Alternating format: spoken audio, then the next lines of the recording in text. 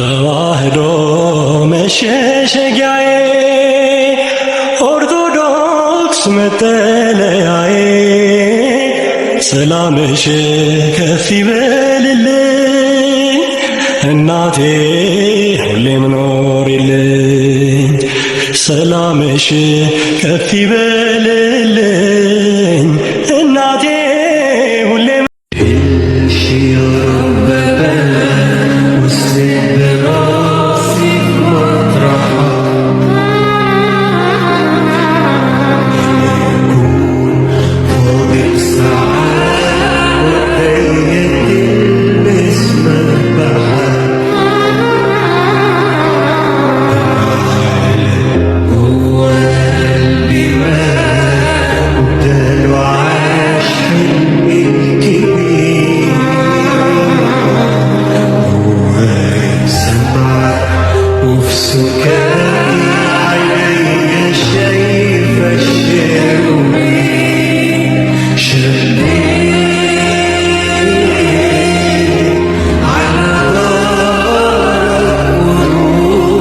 በስመ አብ ወወልድ ወመንፈስ ቅዱስ አሐዱ አምላክ አሜን። ሰላም ተወዳጆች እንደምን አላችሁ? እኔ የፍጥረት ሁሉ ባለቤት እግዚአብሔር ይመስገን በጣም ደህና ነኝ። ተወዳጆች እንዴት ናችሁ? እንግዲህ ዛሬ በአዳድ ሀሳቦች ዙሪያ መጥቻለሁ። ሁለት ግፍ የተፈጸመባቸው ወንድሞቻችን አንዱ ወደ እስር አንድሩ ከስራ ስለመባረር ወንድማችን ያያዘ ልደታ ያጋራንን ነገር እንዲሁ እናሳያችኋለን። ይልቁኑ ደግሞ ዛሬ በአቶ ዳንኤል ክብረት የታሰረው ወንድማችንን እሱን አያይዘን በደንብ እናቀርባለን። ምናልባት እግዚአብሔር ከረዳ ወደ በኋላ በሌላ መርሃ ግብር እንመለሳለን። ሁለተኛው እንግዲህ አየው የሚሉ በቅድስት ቤተክርስቲያን ውስጥ ዝም ብሎ ከመሬት ተነስተው ያለ እውቀት የተለያየ ነገር የሚናገሩ ሰዎች አሉ። ከዛ የተወሰነ የሆነ ሚዲያ ላይ ይሄዳሉ። እንግዲህ ስለ ቅዱሱ ቦታ ስለ ጸበል ቦታችን እንደ ታዘዙ መልእክተኞች ሆነው ከዚህ በፊት እንደተለመደው የሚያደርጉ አንድ ሴት አሁን ሰሞኑን አይታችኋታል። ብዙ ነገር ትናገራለች እና እንዲህ አይነት ሰዎች ናቸው መጨረሻ ላይ እንግዲህ ብዙ ነገር ቤተክርስቲያንን ማትለውን እያሉ እየቀባጠሩ ብዙ ነገር እያደረጉ ያሉት። በየዋህነት ደግሞ የሚከተላቸው ሰዎች ደግሞ ስላሉ የኢትዮጵያ ኦርቶዶክስ ተዋሕዶ ቤተክርስቲያን እንግዲህ የሚዲያ ክፍል እንደነዚህ አይነት ሚዲያ ሰዎችን ሀይ ማለት አለባቸው ብዬ አምናለሁ። እንግዲህ ሴትዮዋ ቤተክርስቲያን እንግዲህ ስርዓተ ቤተክርስቲያን አላት። በዚህ ስርዓተ ቤተክርስቲያን ደግሞ በቀኖና ስርዓተ ቤተክርስቲያን ላይ የተለያዩ አመለካከቶች ይኖራሉ። ለምሳሌ የግብፅ ቤተክርስቲያን፣ የአርመን ቤተክርስቲያን፣ የህንድ እያለ የምናነሳዋለን። የኢትዮጵያ ቤተክርስቲያን ደግሞ ከሙሴ ጋር የተያያዘ የቅዱስ ትውፊት ውቅሯ ጽኑ ስለሆነ የምታነሳቸው ብዙ ነገሮች አሉ። በአለባበስ እያንዳንዱ ነገር በተመለከተ ግን እግዚአብሔር እንዲህ ብሏል ብሎ ደግሞ ዝም ብሎ መናገር ነውርም ስለሆነ እንዲህ አይነት ሰዎች መታቀብ አለባቸው ብዬ ሀሳብ እችላለሁ። ከዛ በተረፈ እንግዲህ መሀይምነት ደግሞ ብዬ ሁል ቀን እንደምናገረው በእውነት ለመናገር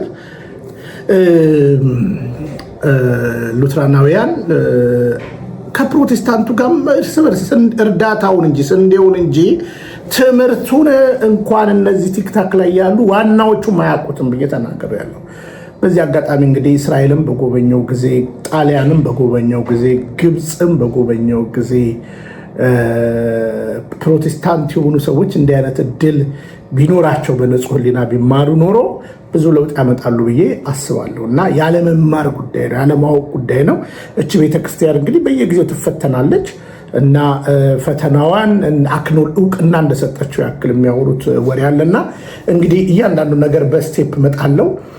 ግን በመጀመሪያ እንግዲህ የብፁዕ አቡነ ጴጥሮስን ጠንከር ያለ መልእክት ለትውስታ እሱን ላሰማችሁና ከዛ በኋላ በእነዚህ አራት ጉዳዮች ላይ እመለስበታለሁ ማለት ነው። አሁን የአባታችንን መልእክት እንስማ። መጀመሪያው ችግር እግዚአብሔርን የማያውቁ ሰዎች ካህናት ይሆናሉ። እውቀት ቢኖራቸውም እግዚአብሔርን የማያውቁ ሰዎች አሉ። አዋቂዎች ሊሆኑ ይችላሉ፣ ግን እግዚአብሔርን የማያውቁ ሰዎች አሉ። ጨለማ ዘመን እንደዚህ ነው የሚሆነው። መንፈሳዊነት ይጠፋና የእግዚአብሔር ቤት የአምልኮ ቦታ የጥቅም ቦታ ብቻ ይሆናል። ሁሉም የሚያገለግሉ ሰዎች ከሚያገለግሉት ነገር ጥቅም ለማግኘት እንጂ ለክብር ወይም ደግሞ የአገልጋይነት ሳይሆን የተቀጣሪነት መንፈስ በማህበረሰቡ ይኖራል። ራሳቸው ኃጢአተኞች ስለሆኑ ህዝቡን ኃጢአተኝነት አለማመዱት ይላል መጽሐፍ። በእንደዚህ አይነት ዘመን እግዚአብሔር ዝም ይላል። ደግሞ በዚህ ጊዜ እግዚአብሔር ዝም ሲል መልስ ያልሰጠ ሲመስል ከባድ ነው። ታዲያ ይህ ሁሉ እየታየ ለምንድነው እግዚአብሔር የማይሰማው? ወይ የምንጸልየው ጸሎት ከእግዚአብሔር ያፈነገጠ ነው? ሙሉ ቀን ሲዘምር የሚውል ህዝብ ያለባት ሀገር ይህች ሀገር ብቻ ናት። ሌላ ሀገር አላየሁም። እዚህ ከተማ እኮ ውሸታም አለ። ከዚህ ከመካከላችንም እኮ አለመተማመን አለ። እሱ ይናገረን። እሱ የራሱን መለኮታዊ ሐሳብ በእያንዳንዳችን ልብ ያስቀምጥ። እኛ አንናገር፣ እሱ ይናገር። እኛ ግን እንስማ። ደግሞ አማማቱ ልጅ ይላል እግዚአብሔር። በእንደዚህ አይነት ጊዜ ያለው ፊቴን እሰውርባቸዋለሁ። እግዚአብሔር ከዚህ ይሰውረን። የንጋት ጨለማ አጭር ነው። ንጋት አይቀሬ ነው። ይነጋል። ሊነጋ ሲጀምር እንዲሁ ምልክቶች ይታያሉ። ሲነጋ አውሬና እንስሳ ይለያል፣ ሰውና ዛፍ ይለያል። የዛሬ 50 ዓመት እስቲ አንድ ሰው በኢትዮጵያ ጉዳይ ላይ ታሪክ ልጻፍ ቢል፣ መረጃ ልሰብስብ ቢል ኒውዮርክ ታይምስን ቢጠቅስ ምን ይሆናል ብላችሁ ታስባላችሁ? ስለዚህ የዛሬ 50 ዓመት የሚጽፍ ሰው ስለ ኢትዮጵያ ያለው ግንዛቤ ውሸት ነው ማለት ነው አይደለም? አንዱ የምንላቸው የዲሞክራሲ ሞዴል የምንላቸው አገሮች በውሸት በትንሽ ጥቅም ተታለው መሪዎቻቸው በብላክ ሜል ተይዘው በገንዘብና በተለያየ አሁን ልጠራው በማልችል ነገር ተይዘው በውሸት ሲዳክሩ ሲታይ፣ ድሆችን ለመጨፍለቅ መከራ ሲያው ሲታይ፣ በእንደዚህ አይነት ዘመን ምርጫችን ምን ይሆናል? እኔና እናንተ። ሴቲቱም መንገዷን ሄደች፣ በላች፣ ፊቷም ከእንግዲህ ወዲህ ሐዘንተኛ መስሎ አልታየም አለች። እግዚአብሔር ሰማት፣ ልቧን አሳረፈ። ክብር ለአምላካችን። ምናልባት ከዚህ ከምታዋቸው ካህናት እግዚአብሔር የሚሰራባቸው ይኖራሉ። ምናልባት ከዚህ ከመካከላችሁ ልክ ሐና የሆነች የኢትዮጵያ ችግር የገባት ተንበርክካ በእግዚአብሔር ፊት ሕዝቤን ምድሬን ይቅር በል ምትል። አዎ ካህኑ መጀመሪያ ተሳስቶ ነበር። በኋላ ግን እግዚአብሔር የለመንሽውን ይስማሽ፣ የእስራኤል አምላክ ይባርክሽ ብሎ ባረካት። እሷም በረከቷን ተቀበላ ከዚያ በኋላ አላዘነችም ነው የሚለው። በነገራችን ላይ እግዚአብሔር ከቃላችን ጋር ጉዳይ አለው። የተናገርነው ነገር ውሸት ከሆነ በእግዚአብሔር ዋሽተናል፣ እውነት ከሆነ በእግዚአብሔር ፊት እውነተኛ ሆነናል ማለት ነው። እግዚአብሔር ከቃላችን ጋር ጉዳይ አለው። እየሰማችሁኝ ነው? ዛሬም እግዚአብሔር አይለወጥም። በዚህ በድቅድቅ ጨለማ ጊዜ፣ በዚህ ተስፋ በቆረጥንበት ጊዜ፣ በዚህ ዓለም በእኛ ላይ ባደመበት ጊዜ፣ በዚህ የራሳችን ያልናቸው ወገኖቻችን እንኳን ሳይቀር በጨከኑብን ጊዜ እግዚአብሔር ግን ከኛ ጋር ነውና ደስ ይበለን። ክብር ለአምላካችን። ጥያቄያችን ይመልሳል።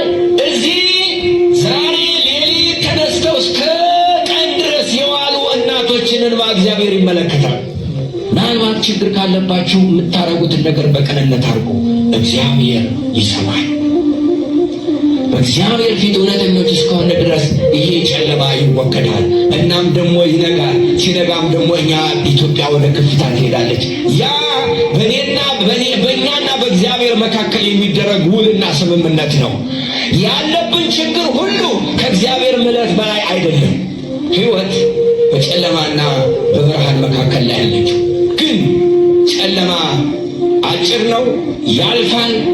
ብርሃኑ ደግሞ ይተካል። ብርሃኑ ረዥም ነው። ወደ ከፍታ እንወጣለን። እሱም ከእግዚአብሔር ጋር ይሆናል። አባታችን ቃለ ሕይወት ያሰማልን፣ ቡራኪው ይድረሰን። ከልብ እናመሰግናለን። እንግዲህ ብዙ ነገር ነው ያነሱት አባታችን። የማይረሱ ንግግሮቻቸው አሉና አንዱ ይሄ ነው ንግግራቸውና ዛሬ ብዙዎች አሳልፈው እየሰጡን ነው። ለዛሬ ይህን ትውስታ ያመጣውላችሁ አባታችን ንግግር ቃለ ሕይወት ያሰማልን። እንግዲህ ዛሬ የተሰማውን ነገር ላሰማችሁ ነው። ወደሚቀጥለው እንሄዳለን። በገዛ ወንድሞች በነበሩ ተላልፈን እየተሰጠን ነው። ታዝንና በሚያሳፍር መንገድ አቶ ዳንኤል ክብረት መምህር ሲሳይ አዳነን አሳስሮታል። አይነኬው አምባገነኑ አቶ ዳንኤል ክብረት እንደለመደው የእስር ጅራፉን በመምህር ሲሳይ ላይ አሳርፏል። ዳንኤል ክብረት እውነቱን ልንገርህ፣ አንተ ሀገርን እወዳታለሁ ከምትለው መውደድ በላይ እንደ ቃሪያ ፍሬ በየሀገሩ የተሰደዱት ኢትዮጵያውያን እችን ሀገር ይወዷታል። መምህር ሲሳይ ሰሞኑን እንግዲህ ሁላችሁም እንደተከታተላችሁት ዳንኤል ክብረት በዲያስፖራው ላይ ያነሳውን የቀብር ቦታ መከልከልን እንደ መጽሐፍ ቅዱስ ሐሳብና እንደ ኢትዮጵያዊነት በመቆርቆር ስሜት ሆኖ የተናገረው ንግግር ወደ ወይን ቤት የሚያስጥል ሆኖ ተገኝቷል። አሁን ኢትዮጵያ ውስጥ ከኮሪደሩ ልማት ቀጥሎ አይነኬው ዳንኤል ክብረት ብቻ ነው። እንዲኖሩ ሳይፈቀድላቸው ደግሞ ሞተው እንዲቀበሩ እንዴት አንፈቅድላቸው? ደግሞ ይህንን ሐሳብ ከአንድ መንፈሳዊ እንዴት እንሰማለን? ከአንድ ዲያቆን ከነበረ ሰው መምህር ሲሳይ ከአንተ እግር ቁጭ ብሎ የተማረ ወንጌል ሲሰብክ ቁጭ ብለን መሬት ላይ ስናዳምጠው ከነበረው ሰው ዛሬ ስደተኞች ኢትዮጵያ ውስጥ መቀበር የለባቸውም የሚል ነገር ሲናገር ከዚህ በላይ ምን ሊያሳምመን? ያስተማርከውን በብዙ ወንጌል ያሳደግከውን ልጅ በጭካኔና ባረመኔነት ተቸኝ ብለህ ተናገረኝ ብለህ ዛሬ ማዕከላዊ ወርውረዋል። ወንድ ልጅ ታስሮ አይሟሟም። ያው ወንጌላዊ መምህር ሆኖ አንተ በጣልከው ወይን ቤት ውስጥ ወንጌልን አገልግሎ ይወጣል። ግን አቶ ዳንኤል ክብረት ያንተ መጨረሻ ምንድን ነው የሚሆነው? ይህ አረመኔነት፣ ይሄ የክፋት ጥግ መውደቂያ የት ይሆን? የወለድካቸው ልጆች እንኳን አያሳዝኑ? የት ይሆን ማረፊያ?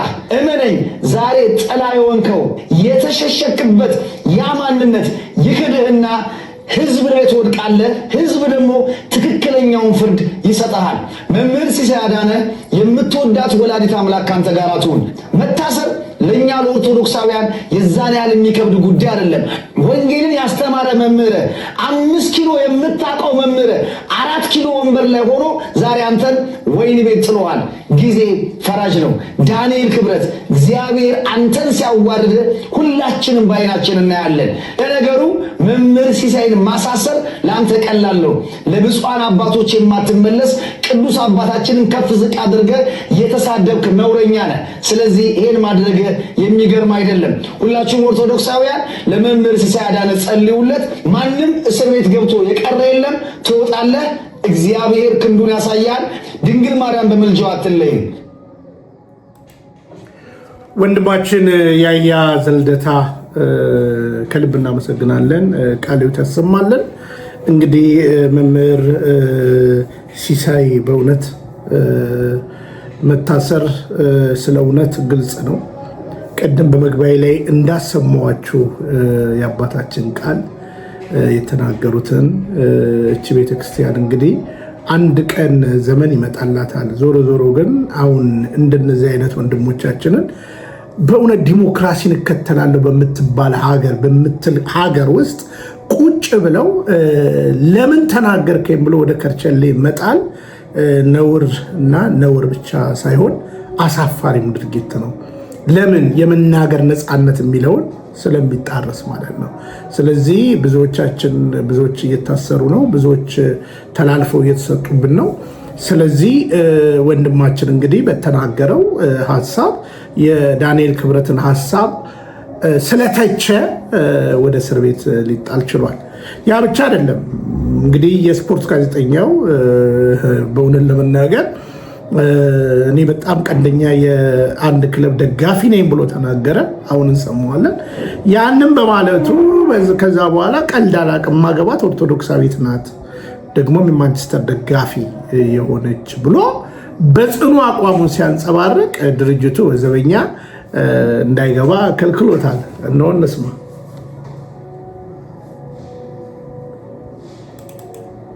ሰላም ጤና ይስጥልን ክቡራትና ክቡራን የስፖርት ቤተሰቦች እንደምን አላችሁ?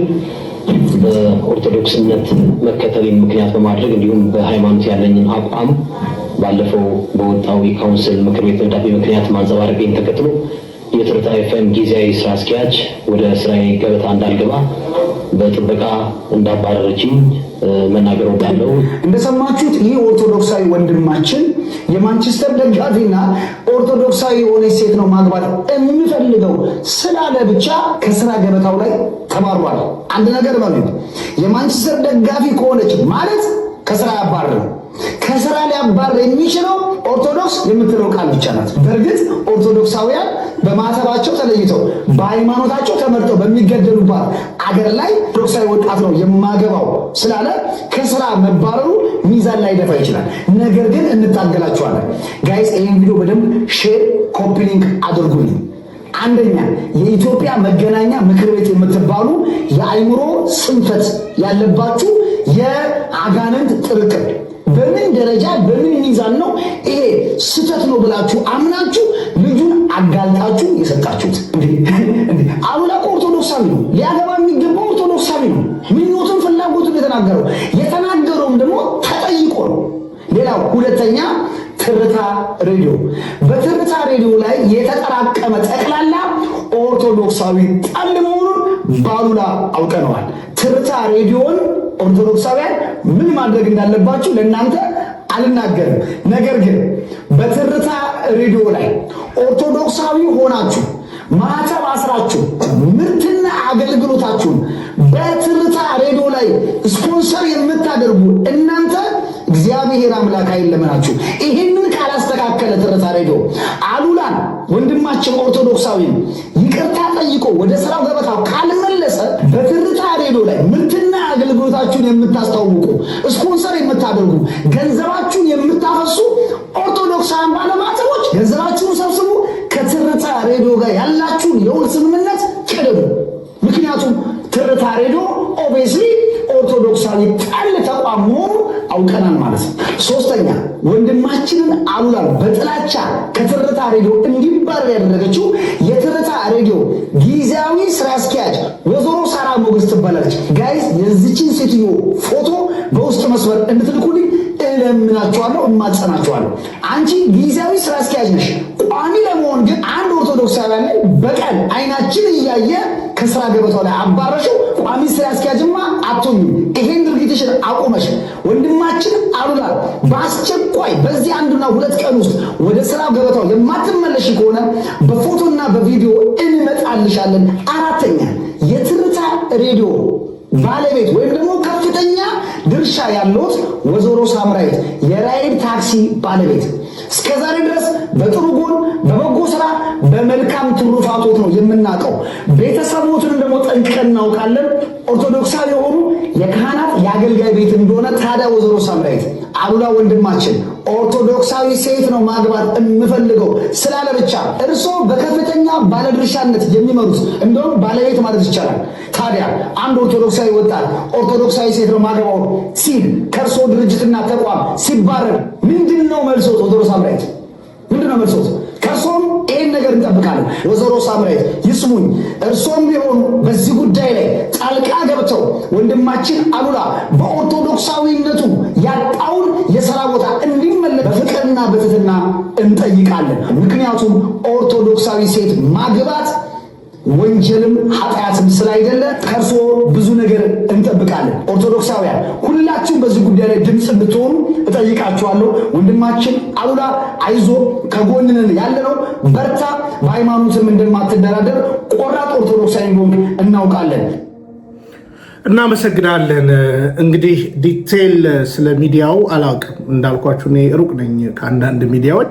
ለማንኛውም ወንድማችን ጋዜጠኛ አሉላ መብቱን ነው የተናገረው አይደል? የማንቸስተር ደጋፊ ነኝ፣ ማገባት 2 ነገር የያዘች መሆን አለባት። ይልቁኑ ደግሞ አጠንክሮ የተናገረው የማንቸስተር ደጋፊ፣ ምክንያቱም የኳስ ጨዋታ ቦታ ነው፣ የጋብቻ ወሬ ላይ አይደሉም የነበሩት። ደግሞም ኦርቶዶክሳዊት የሆነች አለ። ይሄ የመብት ጉዳይ ነው። ላይቭ ላይ እኮ ብዙ ነገር ይወራል እኮ አይደል?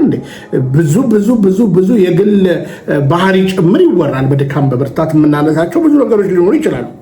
እና ለምን ኦርቶዶክሳዊት አገባለው አልክ ተብሎ ስራ እንዳትገባ ማለት በአጭር አማርኛ ጨለምተኝነት ነው። ጨለምተኝነት ነው። ያያ እናመሰግናለን ስለሰጠህን 2 ግብአቶች ከልብ እናመሰግናለን። የጥንቃቄ መልእክት ላሰማና ከዛ በኋላ የኢዮብና የጋዲን ጉዳይ አነሳለሁ። ከሉተራናውያን ጋር ያጋለጡበትን ነገር አነሳለሁ። አሁን ግን የጥንቃቄ መልእክት፣ እንደዚህ አይነት ሴቶች የሚያወሩትን ነገር ሁሉ ሰምታችሁ የተለያየ ነገር እንዳትወስዱ። በመጀመሪያ ደረጃ እንዲህ አይነት ሚዲያዎች፣ እንዲህ አይነት ወሬ የሚያወሩ ሚዲያዎች በመጀመሪያ የቤተክርስቲያን ትምህርትን የሚያቁም አይደሉም። በነገራችን ላይ እንደገና ቤተክርስቲያን አንዲት ዓለም አቀፋዊት ብለን ስንጠራ ለምንናገረው መጠንቀቅ አለብን እና አንድ ሴት እንግዲህ ብዙ ነገር ያው ሰሞኑን እያወራች ነው። ብዙዎቻችሁ ልካችሁልኛል። እንግዲህ ወይዘሮ ስንዱን ያየ ትዕግስትን ማለት ነው። ወይዘሮ ጀማነሽን ያየ ስንት ማን ነው ገብረ መስቀል የሚባሉ አባ ዮሐንስ ግርማ፣ እነዚህ ሰዎች እነ ተስፋዬን ያየ ሰው እነሱ ናቸው። እነዚህ አይነት ሰዎችን ፈልፍለው የሚያወጡት እና የሚያስተምሩትም እነዚህ ናቸው። አሁን እቺ ሴት ቤተክርስቲያን ምንድን ነው ቤዚክ ዶክትሪኗ ተብላ ብትጠየቅ አታውቀውም። ራሱ ሚዲያ ራሱ አዘጋጁም አያውቀውም። ግን እንድትጠነቀቁ ነው የማሳያቸው እና እንግዲህ አንዳንድ ገዳማውያን፣ አንዳንድ አባቶች አንዳንድ የሚናገሯቸው ንግግሮች አሉ። ቤተክርስቲያን ደግሞ መቼ በተገለጠልኝ የምትቀልድ አይደለችም። በቃ ቀኖና ቤተክርስቲያን ለምሳሌ ሴት ልጅ ቀሚስ ትልበስ፣ በቤተክርስቲያን የተቀመጠ ነገር አለ። በእያንዳንዱ ነገር እንግዲህ ስርዓተ ቤተክርስቲያንን በቅጡ ማየት ትልቅ ነገር ነው አይደለ? በፍትሐ ነገሥትም ላይ የተጻፈ ከአለባበሳችን እስከ ጠጉር እስከ ብዙ ነገር ማለት ነው። በነገራችን ላይ ቀለም መቀባት ጨምሮ የተቀመጠ ነገር ነው እና አሁን እቺ ሴት የሆነ ነገር ይዛ ግን ልታስፈራራ የሞከረች ነች። አሁን ቀጥላ ደግሞ አየው እያለች የትና ትሄዳለች እና እንድትጠነቀቁ ነው እና የምትለው ስሙ የጥንቃቄ መልእክት ነው። ነገ ደግሞ እማምላክ ወላዲተ አምላክ ታየችም ብላ ደግሞ ትበጠብጠናለች እቺ ሴት ማለት ነው። አሁን ሰሞኑንም ብዙ ሰዎች መጥተው እየሄዱ ነው የምናየውና እንስማት፣ ተጠንቀቁ። እንደዚህ አይነት ሚዲያዎች በነገራችን ላይ ቤተክርስቲያንም በቅጡ ሳያውቁ ጋዜጠኛ የሆኑ ጠያቂ የሆኑ ተናጋሪዎቹም እንደዚህ አይነት መሰላሉ። በአጭር አማርኛ የምነግራችሁ ተጠንቀቁ ለማለት ነው። ተጠንቀቁ ያለችው ነገር በቤተክርስቲያን የሚታመን ነገር ነው የተናገረችው እና ግን እውነት ለመናገር እኛ ቤተክርስቲያን ውስጥ እንደዚህ አይነት ነገር አለ አሁን እንደምትለው ነገር። ከዛ በተረፈ ካልሲ አታድርጉ፣ ካልሲ አድርጉ ምናምን የሚል ነገርም ትናገራለች። እስኪ ስሟት። ሱሪ የሚለብሱት፣ ዊግ የሚያደርጉት፣ ሂውማን የሚቀጥሉት፣ የሚቀባቡት እና ሂና የሚቀቡት ከትእዛዝ ውጭ የሆኑት እንዲያረጉ እደፍቃቸዋለሁ እያለ እየሳቀ በቁማቸው ነው የሚደፍቃቸው እዛ እሳት ውስጥ ማለት ነው። ምክንያቱ በጣም ሰፊ ነው። ከዛ ልጄ ይለኛል። ብቻ ድምፅ ነው የሚሰማኝ በዚህ በቀኝ በኩል ማየት አልችልም። እንዲዞሩ ብዬ በጣም ያስፈራል። አይንን ይወጋል። ልጄ ይሄንን ንገሪልኝ፣ ከቻልሽ በየቤተ ክርስቲያኑ ካልቻልሽ ደግሞ የሆነ ቦታ ሄደሽ ንገሪ አደራ ልጄ። ሰው ይመለስ። ምሬ አልምረውም። ሱሪ የሚለብሰውን ፊዋን የሚያደርገው የሚቀባባው ምሬ አልምረውም። እባክሽ ልጄ ይህ መልእክትን አስተላልፊልኝ። እኔ ተገብቼ አይደለም ኃጢአተኛ ነኝ። ስለዚህ ለማንም ነግረው ንገሪልኝ፣ ለህዝቡ ንገሪልኝ። አልቋል ጊዜ የለም አልቋል። ሱሪ ትተናል እየመጡ ብለው ይመጣሉ ቤቴ፣ ግን ሱሪው አልወጣም ከቤታቸው ይለኛል። ሱሪው የሚቀባቡትንም አልወጣም። ዛሬ ቆይ ላሳይሽ፣ ተመልከች፣ ወደዛ ወደ ግራሽ እዩ ይህን እንዴት እንደሆነ እዩ። አጥብቆ የሚለብሱ ሱሪ ወንዶችም አልምራቸው እባክሽ። ጠብቆ የሚለበስ ሱሪው ያቁሙ እንዳይለብሱ ይለኛል። ልጁ ራሱ ስለሚለብስ ነው። ታርገው የሚለብሱ ወንዶች አለዋል። እሱ እንዳይለብሱ ልጁ ራሱ ስለሚለብስ ለምን ይለብሳሉ ይለኛል። እንዳይለብሱ ይህንንም ነገር ይለኝ እና በመጨረሻ ምን ይለኛል? ቆራቢዎች ካልሲ አድርገው አይቆረቡ። የስጋው ደግሞ ሲወስዱ እባክሽ ካልሲ አድርገው እንዳይወስዱ ንገሪልኝ። ቤተ መቅደስ ውስጥ ከነጭራሽ ካልሲ አድርገው እንዳይገቡ ይለኛል። ካልሲ አድርገው እንዳይገቡ ምሬ አልምራቸው ይለኛል። እየደጋገመች እንኳን ግን ይናገረኛል። ዞር ማለት ግን አልችልም። በቃ ወደዚህ ቀኝ ወደ ቀኝ ማየት አልችልም። እና እባክሽ ይህንን መልዕክት አድርሽልኝ ይለኛል። አደራ ልጄ አደራ ይህን መልዕክት አድርሽልኝ፣ ተው በያቸው። ስለ ቤቴ ደግሞ እኔ ያለሁኝ፣ ስለ ቤቴ እኔ ያለሁኝ። እኔ አተት አላስገባሁም፣ በሽታ አላስገባሁም። ሰው እንዲማር እንዲድንና ሰው እንዲፈወስ ነው ደጄን የከፈትኩት። እና እባክሽ እነዚህ የዓለማዊ ቲክቶክ ሰሪዎች ይራፉ። ባንቺ እንደሚማሩ ተስፋ አደርጋለሁ።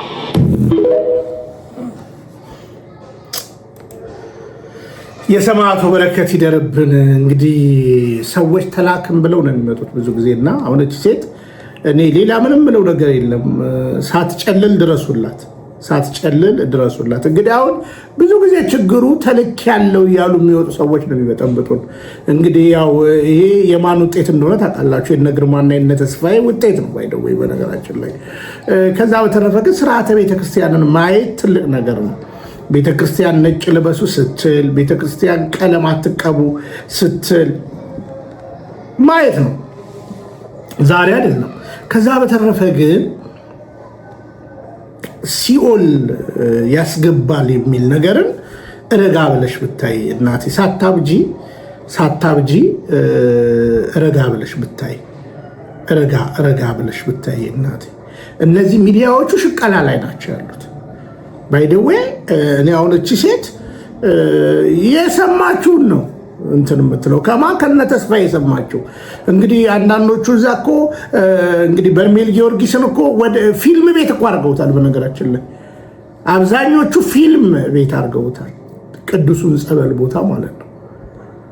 እና ሰማዕቱ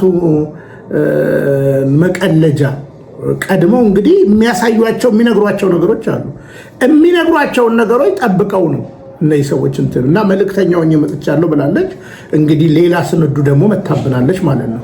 ስለዚህ ሃይበሉልን። እቺ ሴት አይቻለሁ የተወሰነ ቪዲዮዎቿን። ሃይበሉልን። በነገራችን ላይ እህት ዓለም ሰማዕቱ ቅዱስ ጊዮርጊስ እንደምታውቂው ግብፅ ሀገር በትልቁ ስለሱ ይወሳል። በነገራችን ላይ በዓለም ነው የሚወሳው። ግብፅ ሀገር ግን የግብፅ ቤተክርስቲያን አለባበስን ማጥናት ትልቅ ነገር ነው እና ቤተክርስቲያን የኛ ከብሉዩ ጋር የተያያዘ ነገር ስላለ እንደ ባህል አባቶቻችን ደንግገውልናል። ምን ለብሰን እንድንገባ፣ ምን ለብሰን ምን እንድናደርግ ተናግረዋል። እና ልካኛለች ልኮኛል እያላችሁ ህዝቡን አታደናግሩ። አሁን አንድም አሉ ገብረ መስቀል የሚባሉ አስቸኳይ መልእክት ይላሉ እና እንትን ሰበር መልእክት ምናምን እያሉ ይመጣሉ ማለት ነው። እና ይረፉ እንደዚህ አይነት ሰዎች። እውነቴን ነው የምናገረው። እረፊ፣ አይዞሽ እና እንዳትጨልይ። ያስጨልላል። ማርያም የምትባለው ምቺ ስንዱ ወይዘሮ ትዕግስት እንደዚህ ሆና ነው የጀመረችው። እና አደብ ግዢ። እንዲህ አይነት ነገር እንኳን ካየሽ ለንስሐ አባትሽ ነው የሚነገረው። በቃ ስለዚህ በአጭሩ እንደው አይቻለሁ እያላችሁ እንትን ባትሉ ትልቅ ነገር ነው። ቤታቸው ሱሪ ያላቸው፣ በነገራችን ላይ ሱሪ እኮ አንዳንድ እህቶቻችን የሚለብሱት እኮ እህት ዓለም ስለሚበርዳቸውም እኮ ጭምር ነው። ቤታቸው ከቤታቸውም ሱሪ ያውጡ። ብርድ እኮ አለ ቱታ ቢያደርጉ እና ተው፣ አትቀልዱባት እችን ስንዱ እመቤት ቤተክርስቲያንን። እና እህቴ እንዳትጨልይ፣ በእውነት የምነግረው እነዚህ ዩቲዩበሮቹ ለፍራንክ ነው። እና አንቺ ግን እንዳትለቅ ይፈራለሁ። እውነቴን ነው የምነግርሽ ማለት ነው። እውነቴን ነው የምነግርሽ። ቤተክርስቲያን እንዳልኳችሁ ቀንዲል ሚዲያ ላይ ልማድና ክርስትና የሚል በደንብ ባየት ትችላላችሁ። በጣም አንድ መልካም መምህር ምትኩ በጣም ያስተምራሉ ልማድና ክርስትና። እና ቤተክርስቲያን ምን ትላለች ቢለው በብዙ ነው የተማርኩበት ነው። እናንተም እዛ እንድትማሩ። እነዚህን ተዋቸው። እቺ አሁን ነገርኳችሁ። ሌላ አሁን ደግሞ ሌላ ጸበል ቦታ ትሄድና ደግሞ እዛ ያየሁትን ልንገራችሁ። የድፍረታቸው ብዛት እኮ አባ ግርማን እኮ ግርማ የሚባል ሐሰተኛ አጥማቂያንን ሰማዕቱ አመጥቶ አሳዩን ምናምን ብለው ልቆምከዋል እኮ በነገራችን ላይ። እና ቀልዱ ግን ለጥንቃቄ እንደዚህ አይነት ሰው አትመኑ። በነገራችን ላይ አትመኑ። ካልሲ እንዳታደርጉ ብለዋል፣ እንዲህ ብለዋል ምናምን። ተይ እህት አለም ተይ፣ አትቀልጂ። የጥንቃቄ መልእክት ነው። እንግዲህ ዛሬ ሰሞኑን እንዳልኳችሁ ትላንትናም ዛሬም ስናገር ነበረ። ዩቲዩብ 5ኛ ዓመት የአገልግሎት በዚህ ሶሻል ሚዲያ ላይ በሳምንት ለ6 ቀን እንደ አጠቃላይ በአመት 280 ቀን በአጠቃላይ ወደ 1400 ቪዲዮ በትንሹ በአቭሬጅ የተቀመጠው ለ3 ሰዓት ከ22 ደቂቃ በአቭሬጅ በዚህ 5 ዓመት ተቀምጠሃል ብሎ ሽልማት ሰጥቶኛል። ዋንጫ፣ የፌክ ዋንጫ ማለት ነው። እንዳልኳቸው እዚህም ባለፈው 100 ሺህ ገባ ብሎ ቅራቅንቦ ልኮልኛል። እና ሲልቨር ይላል እንጂ ሲልቨር አይደለም በነገራችን ላይ ማለት ነው። እንግዲህ ያበረታታችኋል እና ስለዚህ እንትን ብሎ ነበር አፕሪሼት አድርጎ ነበር ማለት ነው። እና እኔ አሁን ለምሳሌ ይሄን ዩቲዩብ ስከፍት ከዛ በፊት እንግዲህ ለ1 ዓመት ከምናምን ለ2 ዓመት የተለያዩ ሚዲያዎች ላይ ነበርኩኝ። በራሴ ከከፈትኩ ነው 5 ዓመት አለፈኝ። ስቲል 3 ሰዓት ከ22 ደቂቃ በሳምንት 6 ቀን ከባድ ይመስለኛል። እናንተ ፍረዱኝ። የሚከፍለኝንም ገንዘብ በአቭሬጅ ነግሮኛል። በወር ውስጥ ወደ $141 እንግዲህ 30% ስታነሱ የዛን ገንዘብ እንትን አግኝቻለሁ ማለት ወደ $90 ምናምን በየወሩ ይከፍለኝ ነበር ማለት ነው። እና እንደዚህ ብሎ ሰራርቶ አስቀመጠ። ዞሮ ዩቲዩብ 5 ዓመት ነው ኮንግራ አለኝ እና ጥሩ ሰዓት ነው እና እግዚአብሔር የረዳኝን አመሰገንኩኝ። በዚህ ሁሉ ግን መምህራን እየጋበዝኩኝ የተለያዩ ጥያቄዎችን እያቀረብኩኝ እኔም ወደዚህ ቅድስት ቤተክርስቲያን የተመለስኩበት ዘመን ሆነልኝ ማለት ነው። አያችሁ፣ በአንድ ድንጋይ 2 ወፍ እየተማርኩኝ እንዲማሩ ሰዎች አድርጌያለሁ ማለት ነው። ስለዚህ ብዙ ነገር አይቻለሁ እና አንዳንድ ፕሮቴስታንቶች ምን ብያለሁ፣ አደራ እስራኤል ሀገር ሳታዩ እንደው መጽሐፍ ቅዱስ ባትገልጠው እያለሁ እና አሁን ቲክታክ ላይ ብዙ አወናባጆች ብዙ ነገር እያሉ ነው። ሉትራናውያን የሚባሉ እንግዲህ የተሻሉ ናቸው እያሉ አንዳንድ ሰዎችም ያዙ ይልቀቁኝ ሲሉ ሰምቻለሁ፣ አይቻለሁ። እና እኔ ደግሞ በዛ ጊዜም ተናግሬያለሁ፣ ወዲያውኑ ግብረ መልስ ሰጥቻለሁ። አንደኛ አንድ ናቸው፣ ኦርቶዶክስን ለመውጋት አንድ ነው የሚሆኑት።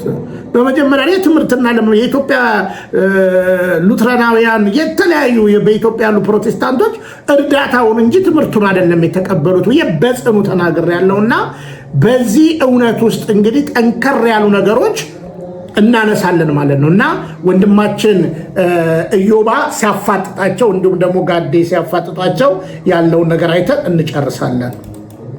ኢዮባ አቡነ ጎርጎርዮስ የኢትዮጵያ ቤተክርስቲያን ታሪክ በተባለው መጽሐፋቸው ከገጽ 92 እስከ 93 እንደሚናገረው 2 ጳጳሶችን ሜንሽን ያደርጋሉ። አቡነ ሳይሮስ እና አባ አብዱል 2 ይገኛሉ። ግብፅ ወይም አሌክሳንድሪያ በኢትዮጵያ ከሾሞቻቸው ጳጳሳት ውስጥ 2 ጳጳሶችን እንመልከት። አቡነ ሳይሮስ እና አባ አብዱል የሚባሉት ማለት ነው። አቡነ ሳይሮስ ከግብፅ እስልምና ምክር ቤት ጋር ስምምነት አድርገው የመጡ ናቸው። በክርስቲያን ምክር ቤት ከነሱ ጋር ስምምነት አድርገው የመጡ ሳይሆኑ ከግብፅ እስልምና ምክር ቤት ጋር ስምምነት አድርገው የመጡ በኢትዮጵያ ብዙ መስጊዶችን ያስገነቡ ናቸው። ከዛ ደግሞ ቀጥሎ የመጡት አባ አብዱል የሚባሉ ናቸው። አብዱል ሙስሊም ጳጳስ ነው። ሙስሊም የሆነ ጳጳስ ነው። ሙስሊም የሆነ ጳጳስ መጥቶ በመንበሩ ላይ ተቀምጧል። ሰምታችሁኛል? ሙስሊም የሆነ ጳጳስ መጥቶ በመንበሩ ላይ ተቀምጧል። ስለዚህ አሁን ጥያቄያችን ምንድነው መሰላችሁ? ነጭ መንበሮች መንበሩ ላይ ማርቆሳውያን ብቻ ሳይሆኑ ሙስሊሞቹም ተቀምጠውበታል ነው የምንላችሁ። ስለዚህ ሙስሊሙ የማን ነው? ለዩልን የማርቆስ ወይስ የሙስሊሞች? ለዩልና የማን መንበር እንበልላችሁ? ነጩ መንበር የማርቆስ መንበር እንበልላችሁ ወይስ በገንዘብና በሙስና የተገዛ መንበር እንበልላችሁ? የማን መንበር እንበልላችሁ? ነጩ መንበር የማርቆስ መንበር እንበልላችሁ ወይስ የሙስሊሞች መንበር እንበልላችሁ? የማን መንበር እንበልላችሁ? ነጩ መንበር የማርቆስ መንበር እንበልላችሁ ወይስ የደርግ መንበር እንበልላችሁ? ውጥንቅጡ የወጣ መንበር አይደለም። ሊያስመካ አይደለም፣ ደረት ሊያስነፋ ሊያስደፋ አንገት የሚያስደፋ መንበር ማለት። እንግዲህ በጣም ብዙ የሚጮህ በጣም ችግር ያለበት ነው። ይህንን የቀረበውን መሞከር ትችላለህ ብሎ ለሚጠየቀው ጥያቄ መልስ መስጠት የሚችል መግባት ይችላል።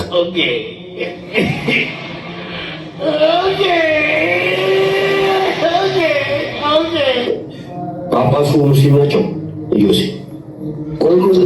ይቀጥል ማስረጃውን ይገባ። ከዚህ ቀጥሎ አብዱል አለ አባሳ ብሎ ሁለተኛ ሰው ነው አይደለ? ሁለተኛ ሰው ነው ከአባሳ የመጀመሪያውን አንዴ ጳጳሱ ሙስሊም ናቸው የሚለውን አንዴ ከፍታ አሳይ። እዛ ቦታ አብዱል ይመጣል። ምንድነው ስናቀብር ሰምተሃል?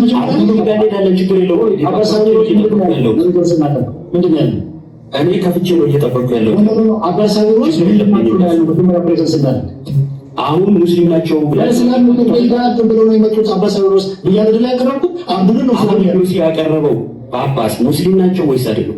ቀጥሎ ሙስሊሙ ጳጳስ አለ። ትክክለኛ ሙስሊም ናቸው ወይስ አይደሉም? ሙስሊም ጋር ተዋውለው ነው የመጡት። እነዚህ ሙስሊም ግን አለ ማለት እነሱ በክርስቲያን ምክር ቤት ሳይሆን በሙስሊም ምክር ቤት ተዋውለው ስምምነት አድርገው ነው። ጳጳሱ ሙስሊም ናቸው የሚል ማስረጃ ሙስሊም አለ እንዴ? አብዱል ነው ሙስሊም ያለ። በጣም ጥሩ ቀጥል። በቃ አንደኛው ፈርሷል።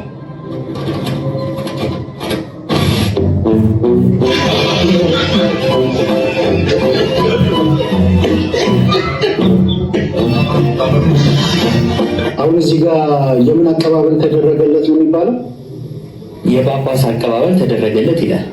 ምን ነኝ ብሎ ስለመጣ ነው የጳጳስ አቀባበል? የሐሰት ደብዳቤ ይዞ የሐሰት ደብዳቤ ምንድን ነኝ ብሎ የጳጳስ አቀባበል የተቀበሉ? የሐሰት ደብዳቤ ይዞ አባ ቄርሎስ ነኝ ስላለ ምን ብለው ነው የተቀበሉ? ጳጳስ ነው ብሎ አይደለም የተቀበሉት? የሐሰት ደብዳቤ ስለያዘ ጵጵስና ተቀብሎ አይደለም። ከሄድሮ ጵጵስና የተቀበለው ወይ አዳምጠኝ። እኔ ጵጵስና ተቀብሎ መጣ ሳይሆን ምን ብለው ማቀባበል ያደረጉለት ነው። እሺ ከአቀባበሉ በፊት ምን ይቀድማል? የሐሰት ደብዳቤ ይዞ አባ ቄርሎስ ነኝ ማለቱ አይደለም። እሱ ሰውየው ነው። እኔ እያልኩ ያለው ያለነው እኮ ስለ አብዱል አቀባበል የተደረገለት ነው። ስማኝ፣ ከአቀባበሉ በፊት ሰውየው የሐሰት ደብዳቤ ይዞ አባ ቄርሎስ ነኝ አለ አይደለ? ሲጀመር በግብጽ ቤተክርስቲያን ጵጵስና አልተሾመም። በግብጽ ቤተክርስቲያን ጵጵስና ከዛ በኢትዮጵያ ጳጳስ ይጠበቅ ስለነበረ እየሰማ ቆይ፣ የጠየቀው ጥያቄ ቅድም ጳጳስ የሚያሳይ አይደለም? አዎ ኦኬ። እዚህ ጋር የምን አቀባበል አደረጉለት ነው የሚለው? ጳጳስ ነው ወይ ነው እንጂ የምን አቀባበል አደረጉለት የሚል ጥያቄ አልጠየቁም። ጳጳስ ነው የሚለው ብለህ አይደል የጠየቀው ቅድም? ጳጳስ ነው የሚል አሳየኛው። አሁን እዚህ ጋር የምን አቀባበል ተደረገለት ነው የሚለው? የምን አቀባበል የሚለው የነሱ የተቀባዮቹን አቀባበል ነው የሚያሳየው። የሰውየውን ግን አሳየኝ ነው ጥያቄ። የምን አቀባበል ተደረገለት? ይኸውልህ የተቀባዮቹን አይደለም የኔ ጥያቄ። መጀመሪያ የሰውየውን ጵጵስና አሳየኝ። ሰውየው ትክክለኛ ነው አልኩህ እንዴ? የምን አቀባበል ተደረገለት? ሙስሊም ኦርቶዶክሳውያን ሙስሊም ጳጳስ አልነበራቸው ብለህ ስንት ሰዓት ሙሉ ያወራው የት አለ? የምን አይነት አቀባበል የተደረገለት? የምን አይነት የሚለው የሰውየው ውሸት ላይ የተመሰረተ ነው። አንተ ውሸታም ነው። ሙስሊም ጳጳስ አላቸው ያልኩህ አባ ቄርሎስ ነኝ ብሎ የምን አቀባበል የተደረገለት? ጳጳስ ነው ወይ ሰውየው? እኔ አሁን ሰውየው ኦተንቲክ ነው፣ ትክክለኛ ነው፣ ትክክለኛ አይደለም አርጉሜንት ወይ ጳጳስ ተብሎ አልተቀበሉትም ወይ? ጳጳስ አልነበረም ወይ? እስከሚያዝበት ጊዜ ድረስ ሰውየው ጳጳስ እስከሚያዝበት ጊዜ ድረስ ጳጳስ አልነበረም ወይ? አልነበረም። ጳጳስ አልነበረም። ሰውየው የምን አቀባበል የተደረገለት? የምን አቀባበል የተደረገለት? ተቀባዮቹ ለደሽ አሁን በሌሊት የምን አቀባበል የተደረገለት? የጳጳስ በቃ ምኑ ነው በቃ ጳጳስ ነው የሚለውን አንጣን ያልኩት። የምን አቀባበል የሚለውን አንጣን የጵጵስና አቀባበል የተደረገለት ምን የጵጵስና አቀባበል የተደረገለት ደብዳቤው ምን ቢሆን ነው ይዞ የመጣው የጵጵስና አቀባበል የተደረገለት? የሐሰት ደብዳቤ ነው። ይዞ የመጣው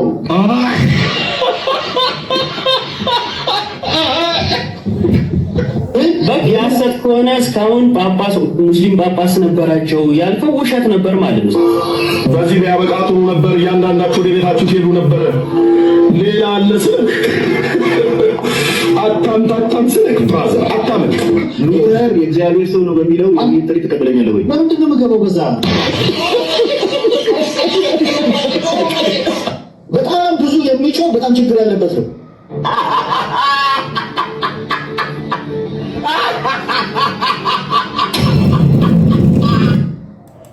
አናፖሎጂቲካል እንግዲህ በጣም እየተጫወተባቸው ነው። ልድገም አንድ። እሺ ዴቫ ቅድም አኪል እንደጋበዝኩ ሉተር የእግዚአብሔር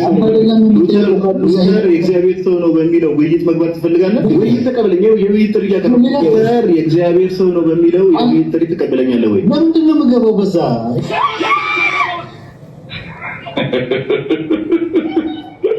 እሺ መጽሐፉን ከፍታ አሳየንሽ። ቅድም እንመለስ። እኔ ልክፈትለት ፒዲኤፍ አለ። እሺ ገጽ 91 እና 92 ላይ የተባለው ክፈትልሽ። እሺ 36 አካባቢ 36 እና 37 አካባቢ ላይ አለ። ቅድም አንቺ ከፈተችው ማለት ነው። እሺ እንደ ካሜራ ለማ ይከታየ ለይ 91 እና 92 ሲል የነበረው በስተት ነው ማለት ነው። ካሜራ ስትከፍት ጆሮ ወደ ኋላ አድርጎ አይ ገጹን አይ ጮክ ጋዲሳ ምን አይነት እንደዚህ አይነት አታውራ ነው አንዴ ኦኬ ሰምተኸኝ ከሆነ ወንድማችን ዴቭ መጽሐፉን ሊሆን አንብቦ ሙሉ ለሙሉ እንደጨረሰ መጽሐፉን እንደጠጣው የራሳችንን መጽሐፍ የምናውቀውን መጽሐፍ ገጽ 91 እና 92 ላይ ያለ በተደጋጋሚ ኦኬ የተደረኩ ነው። በቃ ሰላም ይታያል።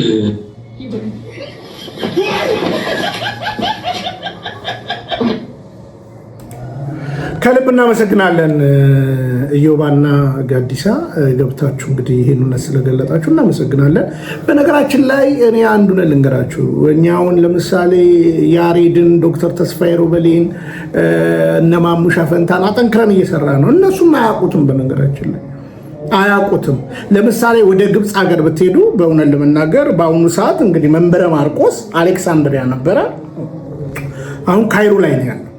ካይሮ ላይ ነው። እዛ አሌክሳንድሪያ 118 የመንበረ ማርቆስ አባቶቻችን በሊስት ተቀምጧል ማለት ነው። አታለውማ የሚመጡ በቅርብም አልነበሩም እንዴ? በኃይለ ሥላሴ ዘመን እኮ ታሪክ በካቶሊክ ቤተክርስቲያን የተሰራ እኮ ካቶሊክ አሰልጥና እኮ የላከችው አለ። በኃይለ ሥላሴ ዘመን መነኩሴዎችና ካህንን የሚሉ እንደዚህ አይነት ማጭበርበር እኮ አለ። ደብዳቤ ይዞ መጣ ሰው። ስለዚህ ቤተክርስቲያን ደግሞ ከዛ አንዲት ስለሆነች ከመንበረ ማርቆስ አታሉ መጣ ማለት ደብዳቤ ይዣለሁ ብሎ ማለት ነው። ነገር ግን የግብፅ ቤተክርስቲያን የላከችው ደብዳቤ አልነበረም። ደብዳቤው የፌክ ደብዳቤ ነው። ሲገለጥ እንግዲህ ሰውዬ ተዋረደ። አባቶች አዋረዱት። ይሄ ነው ባይደወይ ታሪክ አጥኑ ፕሮቴስታንቶች። ማርያም ድረስ እንግዲህ ኃይለ ማርያም ድረስ ኢትዮጵያ የተመራቸው በብርታትም በድካምም በኦርቶዶክሳውያን መንግስታት ነው የተመራቸው። ይህ እንግዲህ መለስ እምነት የለውም አለውም ብትሉ ኦርቶዶክሳዊ እንደሆነ ይታወቃል። ደሴም መንግስቱ ኃይለ ማርያም በድካም በብርታት ኃይለ ሥላሴ እያልክ ስትሄድ ወደ መጀመሪያው ብትሄድ ኦርቶዶክሳዊ ናቸው እና በኃይለ ማርያም ዘመን እንግዲህ እና በአብይ ዘመን ነው የሌላ እምነት ተከታዮች የኢትዮጵያ መሪ የሆኑት። ይህን አጥኑ። ሙስሊምም እንትን ብሎ አያውቅም። ከዛ በተረፈ በቤተ ክህነት ውስጥ ግን የግብፅ ቤተክርስቲያን እንግዲህ እስከ ዛሬ ድረስ ዋጋ የምትከፍለው በእስልምና ነው። ሰማዕታት የበዙ። ስለዚህ በውሸት አትክሰሱ። ስለዚህ ሰውየው አጭበርብሮ ከአሌክሳንድሪያ ተልኬያለሁ ደብዳቤ ብሎ ይዞ መጣ። አባቶቻችንን አታለለ፣ ወዲያው ተነቃበት። አሁን በቅርብ አላያችሁም እንደ የጨረቃው ጳጳስ ላይ ጳጳስ ነኝ ብሎ የመጡ ሰዎች እንዴት ቤተክርስቲያን እንዳርበተበተች ከመንግስት ጭምር መንግስትን ጨምራ እንዳርበተበተች የኃይላችንን ዛሬ በብዙ ያዳከሙን አሉ። ስለዚህ አትዋሹ ነው እኔ መልእክቴ። በነገራችን ላይ አትዋሹ፣ ሩቅ አትሂዱ። የራሳችሁንም እኔም ጣሊያን ሄጄ ሮማ አይቻለሁ። የራሳችሁን ሄዳችሁ ደግሞ ብታዩ ጥሩ ነው። ሮማ ላይ ከጴጥሮስ ብሎ በግልጽ አማርኛ፣ በነገራችን ላይ ልጄ ብሎታል ጴጥሮስ። በደብዳቤ በደንብ የሚታወቅ ነገር ነው። በቅዱስ ትውፊት ማርቆስ ልጁ ነበረ። ስለዚህ ረጋ ብላችሁ ስለ አራቱ መንበሮች አጥኑ መልእክታችን ነው። አትዋሹ። በውሸት የሚከበር እግዚአብሔር የለም። ለማንኛውም ሰሞኑን እንመለስበታለን። ሰላም እግዚአብሔር ከሁላችን ጋር ይሁን። ለታሰሩት እንግዲህ መፈታትን እንመኛለን። በእውነት ለመናገር ለመምህራችን ከስራ ለተባረረውም እንደዚሁ ወደ ስራው ገበታ እንዲመለስ ጸሎታችን ነው። አጭበርባሪዎችን ንቁባቸው። እነዚህ አጭበርባሪዎች ደግሞ እንደዚህ ግለጧቸው መልእክታችን ነው። ከልብ ወዳችኋለሁ። ከልብ ነው የማከብራችሁ። ብንያም ሽታዬ ነኝ። ፍቅረ ኢየሱስ ከስደት ሀገር ኡጋንዳ ካምፓላ። ሰላም እግዚአብሔር ከሁላችን ጋር ይሁን። ሰላም